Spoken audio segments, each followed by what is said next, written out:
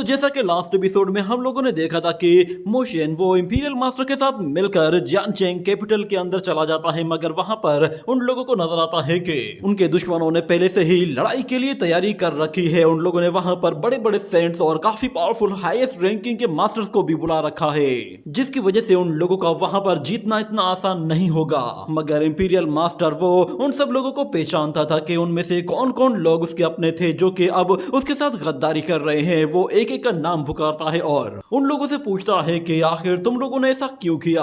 वो सब लोग अपनी अपनी वजह बताते हैं कि हमें तुमसे क्या क्या प्रॉब्लम है। कुछ लोग उसके रिफॉर्म्स को इशू बनाते हैं, कुछ लोगों को वो पर्सनली अच्छा नहीं लगता था, जिसकी वजह से वो सब लोग उसके खिलाफ हो चुके थे। मगर उन लोगों को सरप्राइज तब मिलता है जब मोशन वहां पर अपना झंडा बाहर निकालता है, जो कि असल में डिमोनिक कल्ट सेक्ट का झंडा था। जिसके बाद ये सीन यहीं कट हो जाता है। अगले सीन में हमें दिखाया जाता है कि मास्टर वुई वो बाहर खड़ा हुआ होता है और उसकी आर्मी भी बाहर खड़ी थी, मगर जैसे ही ऊपर मौजूद दो लड़कियां उसे इशारा करती हैं तो जनरल वुई यहाँ पर अपने साथ मौजूद एक सोल्जर को इशारा करता है। तो हमें दिखाया जाता है कि फिर वहां पर बहुत बड़े बड़े वॉरियर्स आना शुरू हो जाते हैं, जिनका कद एक बड़े से पहाड़ की तरह होता है। वो सारे के सारे वहां पर पहुंच जाते हैं और फिर हमें दिखाया जाता है कि एक के बाद एक झंडा अपीयर होना शुरू होता है। वो सारे के सारे झंडे डिमोनिक कल्ट सेक्ट के होते हैं, जो कि एक के बाद एक अपीयर होना शुरू हो गए थे। और वहां पर उनके साथ साथ टेलीपोर्टेशन एरेस बने हुए होते हैं, जो कि एक एक करके एक्टिवेट होना शुरू हो गए थे। जिसके बाद हम लोग उस स्नेक गर्ल को देखते हैं। वो उन झंडों को और उन टेलीपोर्टेशन एरेस को देखकर समझ जाती है कि ये तो डिमोनिक कल्ट सेक्ट है। इसका मतलब ये है कि यानकांग आर्मी वो अकेली नहीं है, बल्कि उनके साथ डिमोनिक कल्ट सेक्ट भी मिला हुआ है। और फिर हम लोग देखते हैं कि यानकांग सोल्जर्स एक के बाद एक अपीयर होना शुरू हो गए थे, क्योंकि वो लोग टेलीपोर्टेशन फॉर्मेशन यूज कर सकते हैं, तो वो लोग कभी भी कहीं पे भी पहुंच सकते हैं। उस आर्मी को देखते ही सारे ही लोग परेशान हो जाते हैं कि यहाँ पर तो नहले पर दहला हो गया है, क्योंकि उन लोगों ने कभी ख्वाब में भी नहीं सोचा था कि यानकांग आर्मी इस तरह हेवनली डिमोनिक कल्ट सेक्ट को अपने साथ मिला लेगी। ये सिचुएशन बिल्कुल ऐसी ही है जैसे कि हमें एग्जाम में कोई आउट ऑफ सिलेबस क्वेश्चन आ जाए और हम लोग उसके लिए बिल्कुल भी तैयार ना हो। मगर देखते ही देखते यहाँ पर डिमोनिक कल्ट सेक्ट के लोग वो अपनी एनर्जी के जरिए एक बहुत ही बड़ी फॉर्मेशन बनाना शुरू कर देते हैं और उनकी एनर्जी सीधे ऊपर की तरफ चली जाती है और वहां पर एक बहुत ही बड़ा टेलीपोर्टेशन एरे एक्टिवेट हो जाता है, जो कि पूरे के पूरे एरिया को कवर कर लेता है। और देखते ही देखते पूरा का पूरा पैलेस ही वहां से गायब होकर कहीं दूर जा पहुंचता है। ये देखते ही सारे ही लोग बिल्कुल हक्के बके रह गए थे कि अचानक से पूरा पैलेस ही गायब हो गया है। और यहाँ पर जनरल वुई अपनी आर्मी से कहता है कि चलो अब हमला कर दो। ये कहने की ही देर थी कि फिर जनरल वुई अपनी आर्मी के साथ उन लोगों के ऊपर टूट पड़ता है। हर तरफ आग के गोले बरस रहे होते हैं और वहां पे मौजूद जितने भी वो जायंट्स थे वो सारे के सारे अपने कद का और अपनी ताकत का इस्तेमाल करते हुए उस किले की दीवार को तोड़ने की कोशिश करते हैं, जो कि काफी ज्यादा मजबूत थी। मगर उन जायंट्स के आगे वो दीवार भी बिल्कुल कमजोर साबित होती है और बहुत ही आसानी से वो लोग अंदर घुस जाते हैं। मगर वहां मौजूद जितने भी पावरफुल कल्टीवेटर्स थे वो उन्हें रोकने के लिए अपनी टेक्निक्स का इस्तेमाल करना शुरू कर देते हैं। मगर यानकांग आर्मी वो काफी ज्यादा ताकतवर होती है, क्योंकि वो अपनी पूरी तैयारी के साथ वहां पर आई थी। वो लोग अपनी पूरी ताकत के साथ जियांगचेंग कैपिटल पर चढ़ दौड़ते हैं, जिससे हर तरफ अफरा तफरी मच जाती है और लोग यहाँ वहां भाग रहे होते हैं और जो लोग हमले की जद में आ जाते हैं वो मारे जाते हैं। और यहाँ तक के वो पॉइजनस इंसेक्ट जब आगे बढ़ते हैं तो उनके सामने हजारों सोर्स आ जाती हैं, वो भी उन बारिश की तरफ बरसती जा रही होती है, जिससे वो सारे के सारे इविल बर्ड्स भी बुरी तरह से मारे जाते हैं। इस तरह जियांगचेंग आर्मी काफी कमजोर पड़ रही होती है और यहाँ पर हमें दिखाया जाता है कि एक जायंट सेंट बॉडी वो भी एक जायंट वॉरियर से टकराते ही खत्म हो जाती है। और ऊपर से वो पॉइजनस गर्ल जो कि अपने इविल इंसेक्ट्स का इस्तेमाल कर रही थी वो भी मारी जा चुकी थी और अपने जूनियर को कहती है कि तुम भी भाग जाओ यहाँ से। ये देखते ही उसकी जूनियर वो भी अपनी जान बचाकर वहां से भाग निकलती है और हमें दोबारा से मोशन की उस टेलीपोर्टेशन फॉर्मेशन को दिखाया जाता है। वो जैसे ही दोबारा से अपीयर होती है वो उस पैलेस को और उस पूरे के पूरे ग्राउंड को हेवनली डिमोनिक कल्ट सेक्ट लाकर पहुंचा देती है। ये देखकर वो सारे के सारे सेंट्स परेशान हो गए थे कि आखिर हेवनली डिमोनिक कल्ट सेक्ट के लोग यहाँ पर क्या कर रहे हैं और इन लोगों ने ये फॉर्मेशन हमारे ऊपर क्यों यूज की है। कहीं ऐसा तो नहीं है कि इन लोगों ने यानकांग आर्मी के साथ हाथ मिला लिया है। तो इतने में मोशन उनके सामने आता है और वो कहता है कि जो लोग भी मार्शल वर्ल्ड के एथिक्स को और रूल्स को फॉलो नहीं करते वो लोग जिंदा रहना डिजर्व नहीं करते। हेवनली सोल्जर्स ने उस फॉर्मेशन को चारों तरफ से घेरा हुआ होता है ताकि कोई भी वहां से निकलकर भाग न सके। जिसके बाद हम लोग उस एरे के अंदर मौजूद मास्टर लियू किंग वो सब लोगों से कहती है कि अच्छा तो इसका मतलब है कि अब अपने किंगडम को बचाने के लिए हेवनली डिमोनिक कल्ट का सहारा लेना पड़ रहा है। इतना कहने की ही देर थी कि अचानक से एक एनर्जी बीम रिलीज होती है जो कि उसकी बॉडी के आर पार हो जाती है, जिस पर वो खुद भी हैरान हो जाती है और हमें दिखाया जाता है कि उसकी बॉडी में उसके गले के बीचों बीच एक सुराख हो चुका था जिसके अंदर से ब्लड निकलने लगा था। यानी कि मास्टर इंपीरियल मास्टर ने अपने सोड नीडल टेक्निक को यूज करते हुए उसका काम तमाम कर दिया था। ये देखकर सब लोग बिल्कुल हैरान हो गए थे कि आखिर इतनी आसानी से लियू किंग को कैसे मार दिया गया। उन सब लोगों के हाथ पैर कांपने लगे थे कि आखिर इंपीरियल मास्टर का पावर लेवल क्या है। मगर इंपीरियल मास्टर कहता है कि चलो इसका तो पता साफ हो गया, अब दूसरी की बारी है। ये सुनते ही सब लोग लड़ने के लिए पूरी तरह से तैयार हो जाते हैं।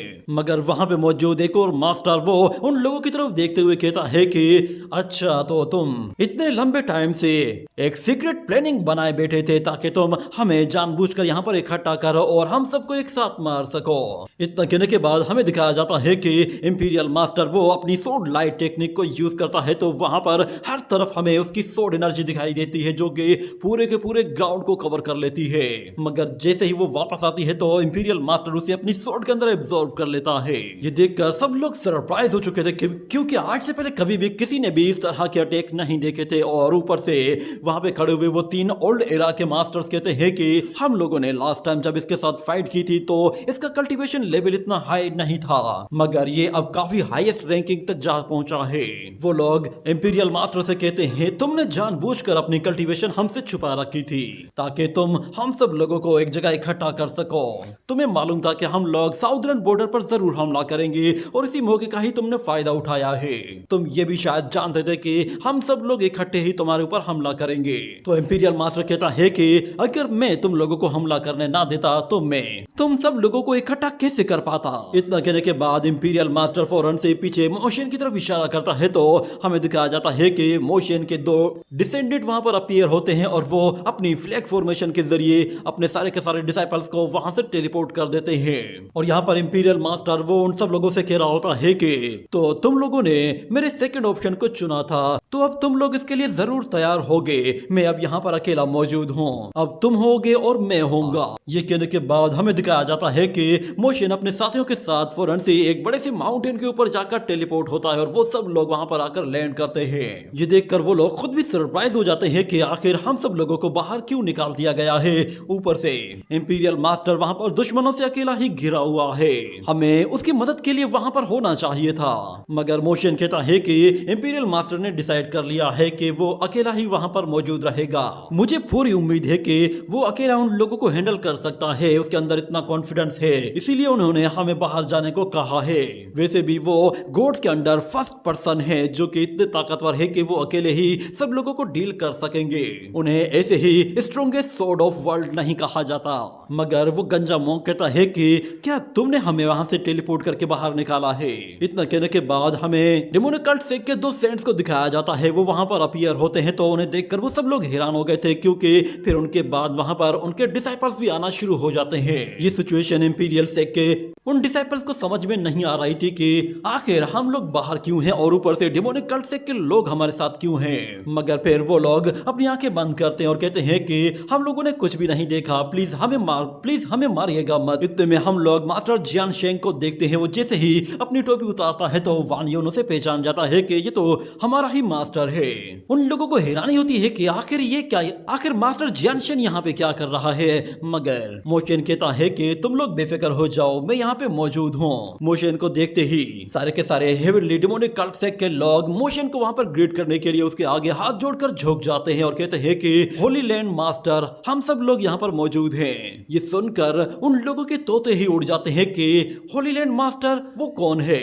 मगर जब वो लोग मोशन को देखते हैं तो उन्हें पता चल जाता है कि वो लोग मोशन को ही होली लैंड मास्टर कह रहे हैं। तो मोशन उन लोगों से कहता है कि इस तरह की फॉर्मेलिटी की कोई जरूरत नहीं, वैसे भी तुम लोगों को अब इन लोगों से डरने की भी जरूरत नहीं है। ये लोग हमारे सीक्रेट के बारे में कभी भी किसी को भी नहीं बताएंगे। मगर मास्टर जियान शेंग मोशन वो फौरन से अपनी स्वॉर्ड बाहर निकालता है और कहता है कि अगर ये लोग हमसे वादा नहीं करते तो फिर इनका काम यहीं तमाम कर देते हैं। ये कहते ही वो उन लोगों को डराने के लिए ड्रैगन क्लिन बीस्ट और अपनी स्वॉर्ड का इस्तेमाल करता है, जिसे देखकर वो लोग पहले ही काफी ज्यादा डर गए थे और उनकी हवा तो पहले ही टाइट हो चुकी थी। और आखिर में मोशन उन लोगों को डराने के लिए कह देता है कि ठीक है, अगर ये लोग नहीं मानते तो इन्हें मारकर यहीं पे ही दफना दो, ये मंजर काफी ज्यादा खूबसूरत होगा। और वो गंजा मॉन्क तो पहले से ही हार मान जाता है और कहता है कि मैं तो पहले ही डेमोनिक कल्ट सेक्ट का मेंबर हूँ, मैं तो इस सीक्रेट के बारे में किसी को बता ही नहीं सकता। और वान युन वो फौरन से मोशन को कहता है कि ये तो मेरे अंकल हैं और मैं अपने अंकल मास्टर के बारे में किसी को क्यों बताऊंगा। ऊपर से वैसे भी वो हमारे इंपीरियल मास्टर की हेल्प कर रहे हैं, तो फिर हम तो आपस में एलाइज हैं, हमें एक दूसरे के सीक्रेट्स को बिल्कुल भी नहीं रिवील करना। और कॉन्ग चुआन भी कहती है हाँ, हम भी आज से तुम्हारे डेमोनिक कल्ट सेक्ट के ही मेंबर्स हैं। इतने में वो लड़की फिर दोबारा से युनशियान के पास आती है और कहती है कि तुम भी फौरन से अपनी पार्टी बदल लो वरना ये लोग तुम्हें मार डालेंगे। तो सी युनशियान मुस्कुराते हुए कहती है कि लगता है कि सिस्टर तुम मेरे बारे में नहीं जानती, मैं डेमोनिक कल्ट सेक्ट की एक होली माइडान हूँ। ये बात सुनते ही उनके मुंह खुले के खुले रह जाते हैं, उन्हें पता भी नहीं था कि उनके बीच एक होली माइडान मौजूद है। जिसके बाद ये सीन यहीं पे ही कट हो जाता है। अगले सीन में हम लोग दोबारा से इंपीरियल मास्टर को देखते हैं। वो सब लोगों से कह रहा होता है कि तुम लोग चाहते थे ना कि मैं अकेला तुम लोगों के सामने आऊं, तो मैं तुम लोगों के सामने आ चुका हूं। तुम लोग एक साथ मिलकर मुझे मारना चाहते थे, चलो तुम लोग एक साथ मिल चुके हो।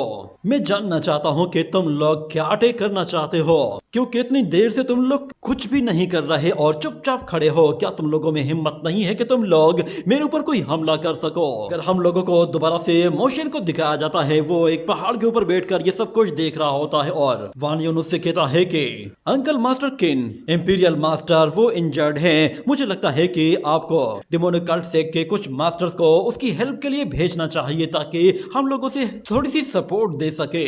मगर मोशन कहता है कि हमारा डेमोनिक कल्ट सेक्ट यहाँ पर सिर्फ और सिर्फ इसलिए आया है ताकि हम लोग इंपीरियल मास्टर को पूरा मौका दे सके कि वो खुलकर फाइट कर सके, और जब वो अटैक करेगा तो फिर कोई भी उसकी बराबरी नहीं कर पाएगा। इतने में वो गंजा कहता है कि लगता है इंपीरियल मास्टर ने अपना अटैक कर दिया है। उन लोगों को उस बड़े से एरिया के अंदर धुआं ही धुआं नजर आ रहा होता है, जैसे कि वहां पर हर तरफ लड़ाई चल रही हो और हर तरफ अफरा तफरी मच गई हो। मगर उनमें से किसी को कुछ भी दिखाई नहीं दे रहा था कि आखिर अंदर चल क्या रहा है। मगर मोशन वो देखने की कोशिश कर रहा था और कहता है कि हमारे डेमोनिक कल्ट सेक्ट की वजह से वो मास्टर्स काफी ज्यादा सरप्राइज हुए हैं। मगर ऊपर से इंपीरियल मास्टर क्या वो उन्हें अकेला हैंडल कर पाएगा या नहीं, क्योंकि अगर उसने एक छोटी सी भी मिस्टेक कर दी तो हम सबके लिए ये बहुत ही ज्यादा खतरनाक होगी। वो अपने डिवाइन आइज का इस्तेमाल करके देखने की कोशिश करता है, मगर उस धूल मट्टी के बीच में उसे कुछ भी दिखाई नहीं दे रहा था। जिस पर वो कहता है कि मुझे बैटल सिचुएशन समझ में नहीं आ रही कि वहां पर चल क्या रहा है। इतना कहने के बाद वो अपनी अजूर स्काई आई को ओपन करने की कोशिश करता है, तो हमें दिखाया जाता है कि वहां पर अजूरा स्काई आई ओपन हो जाती है, जिसे हम लोग स्टार आई कहते हैं। वो स्काई आई अपनी फॉर्मेशन के साथ वहां पर अपीयर हो गई थी, मगर उसके बावजूद भी मोशन को कुछ दिखाई नहीं दे रहा था और ऊपर से वो फॉर्मेशन भी आहिस्ता आहिस्ता क्रैक होना शुरू हो गई थी, जिससे मोशन कुछ भी नहीं देख पाता और वो फॉर्मेशन पूरी तरह से टूट जाती है। और मोशन कहता है कि पता नहीं क्या हो रहा है, मगर लगता है शायद मेरा लेवल इतना हाई नहीं है। मगर जब वो दोबारा से देखता है तो उसे अब सब कुछ क्लियरली दिखाई देने लगा था। वो कहता है कि ये हो क्या रहा है, मेरा विजन वो बिल्कुल क्लियर होता जा रहा है। वो देख पा रहा था कि वहां पर एक जायंट बॉडी के साथ एक वॉरियर जैसे ही मास्टर पर हमला करता है तो इंपीरियल मास्टर वहां से आगे निकल जाता है और अपने एक हाथ के साथ ही एक वॉरियर के सोड अटैक को बहुत ही आसानी से ब्लॉक करके उसे पीछे धकेल देता है। मगर वहां मौजूद एक और पावरफुल सेंट वो अपने जायंट हैंड के साथ उस पर हमला करने के लिए आता है और यहाँ पर मास्टर वो फौरन से अपनी सोड रोटेशन टेक्निक को यूज करता है, तो उसकी सोड बहुत ही तेजी से घूमते हुए उस जायंट हैंड से जाकर टकरा जाती है, जिससे वो जायंट स्पिरिचुअल बॉडी पूरी तरह से डिस्ट्रॉय हो जाती है। और फिर अगले सीन में हम लोग उसी फिजिशियन को देखते हैं जिसे इंपीरियल मास्टर ने अपना गद्दार कहा था। वो फौरन से जैसे ही आगे बढ़ता है तो वो हर तरफ एक ग्रीन फ्यूम फैलाता जा रहा था, मगर इंपीरियल मास्टर वो पलक झपकते ही उसके सामने आ जाता है और उसे पूरी तरह से उड़ा कर रख देता है। और फिर हमें यहाँ पर मोशन को दिखाया जाता है, उसकी आईज बिल्कुल रेड हो चुकी थी। वो कहता है कि मैं अजूर स्काई आई के साथ कुछ भी नहीं देख पा रहा था, तो फिर अचानक से मैं ये सब कुछ कैसे देख पा रहा हूँ। लगता है शायद कोई है जो कि मेरी आईज को यूज कर रहा है। लगता है कि वो शख्स सिर्फ वही डीमन किंग हो सकता है जिसने मेरे माइंड के अंदर अपनी स्पिरिचुअल एनर्जी को कास्ट किया था, वो अभी भी मेरे माइंड में मौजूद है। मुझे फिलहाल तो अपनी इस आय के बारे में किसी को भी नहीं बताना, वरना ये सिचुएशन पूरी तरह से खराब हो जाएगी। मुझे ऐसा दिखावा करना है कि जैसे कुछ भी नहीं हुआ।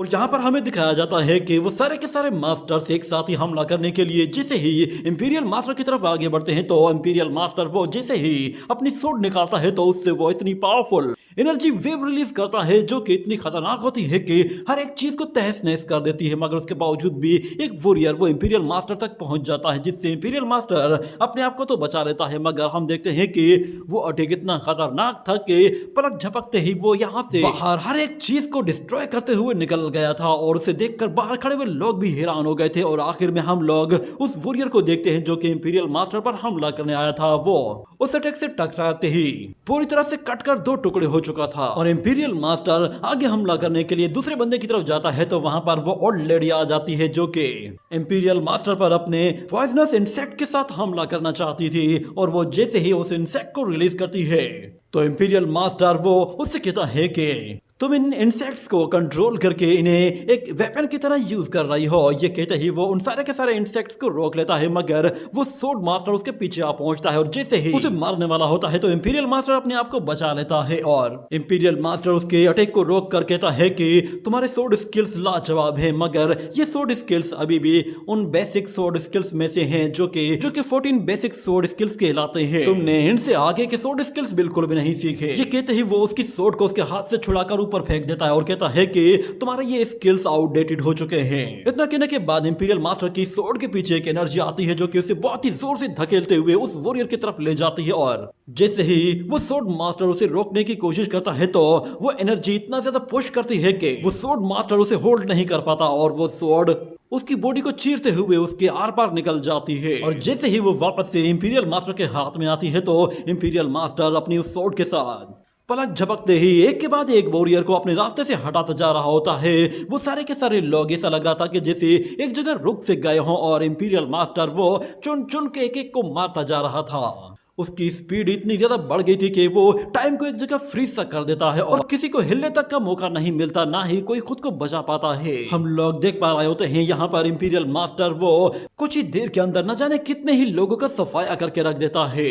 उसके सोड स्किल्स इतने खतरनाक होते हैं कि एक अटैक के बाद कोई भी दोबारा खड़ा नहीं हो पाता। और ऊपर से उसकी सोड एनर्जी भी इतनी ज्यादा खतरनाक होती है कि वो एनर्जी जिस बंदे से भी टकराती है वो पूरी तरह से इरेज हो जाता है। मगर जैसे ही इंपीरियल मास्टर वो एक जगह आकर रुकता है तो हम देखते हैं कि वहां पे मौजूद एक पोएट इमोर्टल वो अपनी ट्रू पावर शो करता है। और जैसे ही हमला करने वाला होता है तो इंपीरियल मास्टर कहता है कि पोएट इमोर्टल टेक्निक, अच्छा तो तुम भी इनके साथ हो। ये कहते ही इंपीरियल मास्टर अपनी सोड के साथ पलक झपकते ही उस पोएट मास्टर के करीब पहुंच जाता है और हमें दिखाया जाता है कि वो सोड उसके आसपास इतनी तेजी से मूव करती है कि उसे पता भी नहीं चलता और उसका सर उसके धड़ से अलग हो जाता है। जिसके बाद नाइन नेदर वर्ल्ड का मास्टर वहां पर आकर उस पर अपने एक सीक्रेट ट्रेजर से हमला करने की कोशिश करता है, मगर इंपीरियल मास्टर उस अटैक को भी रोक लेता है क्योंकि उसकी डिवाइन सोड शील्ड वो इतनी ताकतवर होती है कि वो उस अटैक को भी आराम से झेल लेती है। और इंपीरियल मास्टर उससे कहता है कि तुमने मेरी इंपीरियल एकेडमी के न जाने कितने डिसाइपल्स को मरवाया है, मैं कसम खाता हूँ मैं तुम्हें हर हाल में मारूंगा। ये कहते ही इंपीरियल मास्टर उसकी तरफ आगे बढ़ता है और उसकी बॉडी के टुकड़े टुकड़े करते हुए फौरन से आगे की तरफ निकल जाता है। मगर आगे कुछ और वॉरियर्स मौजूद होते हैं जो कि उस पर दोबारा से हमला करना शुरू कर देते हैं। मगर इंपीरियल मास्टर देखता है कि वो चारों तरफ से सोड एनर्जी अटैक से घिरा हुआ है तो वो फौरन से अपने डिवाइन मल्टी सोड टेक्निक को यूज करते हुए हर एक अटैक को पूरी तरह से निस्तो नाबूद करके रख देता है और हर एक वॉरियर को अपने रास्ते से हटा देता है। मगर वहां मौजूद एक पावरफुल वॉरियर वो अपने मल्टीपल डेगर्स के साथ जैसे ही इंपीरियल मास्टर को मारने वाला होता है तो इंपीरियल मास्टर उसके सारे के सारे डेगर्स को ब्लॉक कर लेता है। और हमें दिखाया जाता है कि वो जनरल सेक्रेटरी अपनी फुल स्पीड के साथ इंपीरियल मास्टर पर चारों तरफ से हमले शुरू कर देता है जो कि बहुत ही ज्यादा फास्ट होते हैं, मगर उसके बावजूद भी वो इंपीरियल मास्टर की नजरों से नहीं बच पाते। और एक अटैक तो वो सीधा डायरेक्ट इंपीरियल मास्टर के शोल्डर पर करने वाला था जिसे मास्टर फौरन से अपनी दो फिंगर्स के साथ ही पकड़ लेता है और कहता है कि जनरल सेक्रेटरी तुम एक टाइम पे मेरे सेक्ट के एक बहुत ही अच्छे शख्स हुआ करते थे। ये कहते ही वो उसकी सोड के टुकड़े टुकड़े कर देता है और कहता है कि मुझे तुमसे काफी ज्यादा उम्मीदें थी, इतने में हम देखते हैं कि इंपीरियल मास्टर की सोड आती है और उस बंदे से टकराती है तो उसका भी वही काम तमाम हो जाता है। और पीछे खड़ा हुआ वो धर्मा किंग ये देखता है तो उसे और भी ज्यादा गुस्सा आने लगता है और वो अपनी पूरी ताकत के साथ हमला करने के लिए जैसे ही इंपीरियल मास्टर के करीब पहुंचता है तो इंपीरियल मास्टर कहता है कि धर्मा किंग तुम अब सस्पेंड हो चुके हो। इतना कहते ही इंपीरियल मास्टर अपनी डिवाइन सोर्ड को उसके मल्टीपल फॉर्म्स में कंबाइन करना शुरू कर देता है। जब वो सोर्ड अपने सारे फॉर्म्स कंबाइन कर लेती है तो जैसे ही वो धर्मा किंग के ऊपर गिरती है तो वो उसे रोकने की कोशिश करता है, मगर वो सोर्ड एक एक करके गिरना शुरू हो जाती है जिससे वो धर्मा किंग उन सोर्ड्स के नीचे दबकर खत्म हो जाता है। इसी तरह इंपीरियल मास्टर वो एक के बाद एक ताकतवर हमला करता जा रहा होता है, मगर अभी तक उसने अपनी ट्रू पावर शो नहीं की थी। वो सिर्फ अभी अपनी 50% पावर के साथ ही लड़ रहा था, जो कि इतनी खतरनाक होती है कि वो सब लोगों को हैरान कर रही थी। और वान यून कहता है कि अब समझ में आ रहा है कि इंपीरियल मास्टर वो गॉड्स के अंडर नंबर 1 सोर्ड मास्टर क्यों है। इंपीरियल मास्टर की स्पीड वो लाइटनिंग स्पीड से भी ज्यादा तेज होती है और वो पल भर में एक जगह से दूसरी जगह पहुंचता है और अपने दुश्मनों को मार डालता है। कोई भी ऐसा बंदा नहीं था कि जो उसकी स्पीड को मैच कर पाए या फिर उसकी सोर्ड टेक्निक को हल्की सी भी टक्कर दे पाए। अब तक इंपीरियल मास्टर ने जिस जिस बंदे पर हमला किया था वो बंदा उस अटैक को नहीं रोक पाया था और उन लोगों ने वहां पर एक एरे बना लिया था जिसकी वजह से वो खुद ही उस एरे के अंदर बंद हो गए थे और इंपीरियल मास्टर उन लोगों को इस तरह मार रहा होता है जैसे कि एक पिंजरे के अंदर बिल्ली कबूतरों को मारती है। इंपीरियल मास्टर के अटैक इतने ज्यादा खतरनाक और रुतलेस होते जा रहे थे कि उन्हें देखकर मोशन खुद भी सरप्राइज हो गया था और वो कहता है कि मैंने कभी सोचा भी नहीं था कि इंपीरियल मास्टर वो इतना ज्यादा रुतलेस हो सकता है। और वो उसके स्किल्स के बारे में कहता है कि विलेज चीफ की सोर्ड स्किल्स के बारे में मैंने सुना था, वो हमेशा अपनी सोर्ड से ही सीखते हैं। उन्होंने बताया था कि सोर्ड कोई भी फॉर्म ले सकती है, चाहे वो एक पावरफुल माउंटेन या फिर एक रिवर की तरह ही क्यों ना बन जाए। और वो यहाँ पर इंपीरियल मास्टर के सोर्ड इंटेंट को देख रहा होता है। वो कहता है कि ऐसा लग रहा है कि जिससे उन्होंने सोर्ड इंटेंट को उसके एक्सट्रीम लेवल तक पहुंचा दिया है, शायद इससे ज्यादा हाईएस्ट लेवल की कोई भी सोर्ड टेक्निक नहीं होगी। यहाँ पे हमें दिखाया जाता है कि इंपीरियल मास्टर को मारने के लिए 2 जायंट स्पिरिचुअल बॉडीज जैसे ही उसके बिल्कुल ऊपर आ जाती हैं और उसे मारने वाली होती हैं, तो हमें दिखाया जाता है कि उन जायंट बॉडीज के चारों तरफ बहुत सारी डिवाइन सोर्ड्स आना शुरू हो जाती हैं जो कि हजारों की तादाद में अपीयर्स हो जाती हैं। ये देखकर वो दोनों सेंट बॉडीज भी बिल्कुल परेशान हो जाती हैं और देखते ही देखते वो सारी की सारी सोर्ड्स उनकी बॉडी में घुसना शुरू हो जाती हैं, जिससे वो लोग वहीं पर ही पूरी तरह से झुलस जाते हैं और वो जायंट बॉडीज पूरी तरह से डिस्ट्रॉय हो जाती है। यहाँ पर मास्टर जानशियन कहता है कि एक सोर्ड टेक्निक होनी ही इसी तरह की चाहिए। ये कहते ही वो अपनी सोर्ड के साथ एक दरख्त के टुकड़े टुकड़े करके रख देता है और यहाँ पर वो मास्क मैन जब वो अकेला रह जाता है तो वो अपनी सोर्ड लेता है और जाते साथ ही इंपीरियल मास्टर पर टूट पड़ता है और एक के बाद एक अटैक करता है और हर तरह से कोशिश करना शुरू कर देता है, मगर उसका भी कोई फायदा नहीं हो रहा था। हालांकि उसके पास लाइटनिंग स्पीड थी, मगर उसके बावजूद भी वो इंपीरियल मास्टर की स्पीड को मैच नहीं कर पा रहा था। और यहाँ पर मोशन कहता है कि इंपीरियल मास्टर के जितने भी अटैक्स थे वो दूसरे लोगों के सामने तो बिल्कुल ऐसे थे कि जैसे वो लोग उसके आगे बिल्कुल बच्चे हों।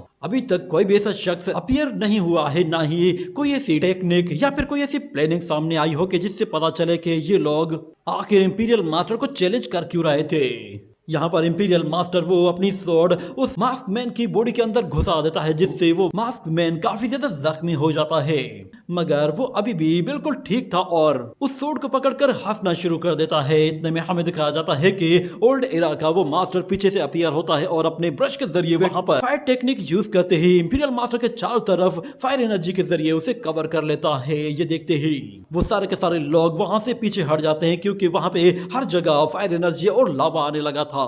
वो लोग यहाँ पर इंपीरियल मास्टर को पूरी तरह से फंसाने की कोशिश करते हैं और कहते हैं कि अब सही वक्त आ चुका है। इतना कहने के बाद हमें वहाँ पर कुछ ड्रैगन्स को दिखाया जाता है। जैसे ही वो ड्रैगन्स अपीयर होते हैं तो इंपीरियल मास्टर वो एक फायर डोमेन के अंदर बंद हो चुका होता है और दूसरी तरफ वो ड्रैगन्स भी उसके ऊपर फायर एनर्जी अटैक करने वाले होते हैं और वहां पे मौजूद जितने भी लोग होते हैं वो सारे के सारे एक साथ मिलकर अपने कंबाइन अटैक कर देते हैं। तो वो सब के सब एक साथ ही उस फायर डोमेन के अंदर ही अपना फोकस रखते हैं और उसे पूरी तरह से जलाकर निस्तो नाबूद कर देते हैं, मगर उसकी एनर्जी इतनी ज्यादा बढ़ती है कि वो उस एरे से बाहर निकल रही होती है और सब लोग बिल्कुल चौंक जाते हैं, क्योंकि वो एनर्जी प्रेशर इतना ज्यादा होता है कि उन लोगों को लग रहा था कि जैसे किसी ने नाइन ड्रैगन फियर्स टेक्निक को यूज किया है, जो कि इतनी खतरनाक होती है कि वो किसी की भी बॉडी को पिघला सकती है। और ऊपर से यहाँ पर उन नाइन ड्रैगन टेक्निक्स को बाकी के मास्टर्स ने अपनी टेक्निक्स के साथ कंबाइन किया था, तो जिससे वो और भी ज्यादा ताकतवर बन गई थी। मगर ये स्किल सिर्फ और सिर्फ लिन फैमिली के रॉयल मेंबर्स ही यूज कर सकते हैं। आखिर ये मास्क मैन है कौन, इसकी आइडेंटिटी बहुत ही ज्यादा मिस्टीरियस बनती जा रही है। मगर हमें दिखाया जाता है कि इंपीरियल मास्टर की आवाज सुनाई देती है। वो उन लोगों से कहता है कि मैंने तुम लोगों को सिर्फ और सिर्फ 2 ऑप्शंस दिए थे, सिर्फ और सिर्फ इसलिए कि मैं तुम लोगों को यहाँ पर ला सकूं। ये कहने के साथ ही वो फिर से अपनी वही giant spiritual space sword use करता है, जो कि इतनी खतरनाक होती है कि उसने पहले इस अटैक के साथ पूरे के पूरे एक डीमन गॉड को मार दिया था और उसके साथ उसके पूरे के पूरे पोर्टल को भी डिस्ट्रॉय कर दिया था। और इस मर्तबा वो मास्क मैन उसे रोकने की पूरी कोशिश करता है। उसके लिए वो multiple magic bells shield use करता है, मगर वो सोर्ड आहिस्ता आहिस्ता उन शील्ड्स को तोड़ती जा रही थी। और जैसे ही वो सारी शील्ड्स टूट जाती हैं, तो वो सोर्ड उसे हिट करने के बिल्कुल करीब पहुंच गई थी। अचानक वहां पर एक और डिवाइन शील्ड अपीयर हो जाती है, जो कि उस सोर्ड को रोक लेती है। ये देखते ही मास्टर पीछे पलटकर देखता है और वो सब लोग भी पीछे पलटकर देखते हैं, तो उन लोगों को दिखाई देता है कि पीछे एक जायंट गॉड स्टैचू आ रहा है, जिस पर उन लोगों को समझ में आ जाता है कि यहाँ पर थंडर साउंड सेक्ट भी आ रहा है। वो लोग देखते हैं कि वो लोग अपनी उस जायंट स्टैचू के साथ सीधा उसी डायरेक्शन की तरफ आ रहे हैं। और वो जायंट स्टैचू इतना बड़ा था कि जैसे कोई बहुत बड़ा माउंटेन हो, मगर उसके बावजूद भी वो उड़ते हुए आ रहा था, जिस पर सब लोगों को काफी हैरानी होती है कि इतना बड़ा माउंटेन जैसा स्टैचू उड़ कैसे रहा है। मगर हमें दिखाया जाता है उस स्टैचू के ऊपर बहुत सारे मॉन्क्स बैठे हुए होते हैं और वो सीधा उसी डायरेक्शन की तरफ आ रहे थे। और जैसे ही वो स्टैचू सीधा उन पहाड़ों के सामने आकर रुकता है, तो इंपीरियल मास्टर गुस्से से उन्हें देखता है और उसी के साथ ये एपिसोड यहीं पे ही एंड हो जाता है।